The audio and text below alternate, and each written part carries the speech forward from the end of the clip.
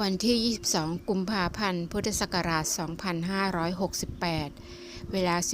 17:22 นาที พระบาทสมเด็จพระเจ้าอยู่หัวและสมเด็จพระนางเจ้าพระบรมราชินี ประทับเฮลิคอปเตอร์พระที่นั่งเสด็จพระราชดำเนินไปทรงเปิดโรงเรียนในเรืออากาศนวมินทร์กษัตริยาธิราชและพระบรมราชานุสาวรีย์พระบาทสมเด็จพระบรมชนกาธิเบศรมหาภูมิพลอดุลยเดชมหาราชบรมนาถบพิตรณอำเภอมวกเหล็กจังหวัดสระบุรี